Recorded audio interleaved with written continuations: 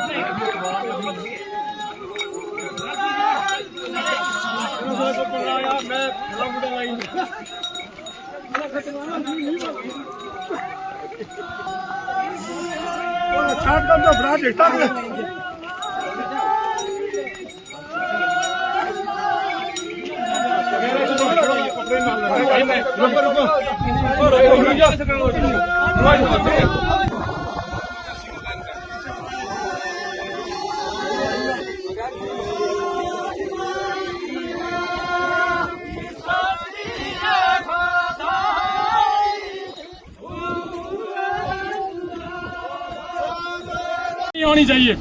MLA Rajouri जिंदाबाद, MLA Iftikhar साहब जिंदाबाद, एमएलए इफ्तिकार साहब जिंदाबाद, एमएलए इफ्तिकार साहब जिंदाबाद, एमएलए इफ्तिकार साहब जिंदाबाद, एमएलए इफ्तिकार साहब जिंदाबाद, एमएलए इफ्तिकार साहब जिंदाबाद, एमएलए इफ्तिकार साहब जिंदाबाद, एमएलए इफ्तिकार साहब जिंदाबाद, एमएलए इफ्तिकार साहब जिंदाबाद, एमएलए इफ्तिकार साहब जिंदाबाद।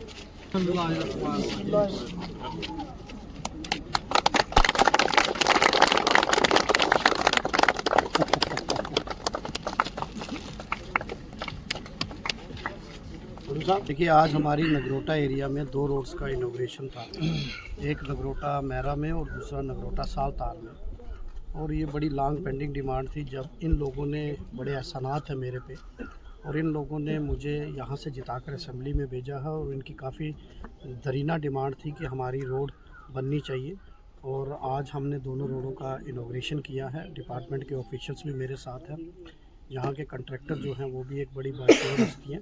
मैं डिपार्टमेंट से भी कहूँगा कि क्वालिटी के साथ कोई कंप्रोमाइज़ ना करके टाइम बाउंड मैनर में इन रोड्स को कंप्लीट करना है, ताकि इन लोगों का फ़ायदा हो। और इन लोगों का बड़ा प्यार रहा है मुझे, और इनकी जो मैंने डिमांड, इनके साथ जो कमिटमेंट की थी, अल्लाह का शुक्र है कि आज वो कमिटमेंट पूरी हुई है।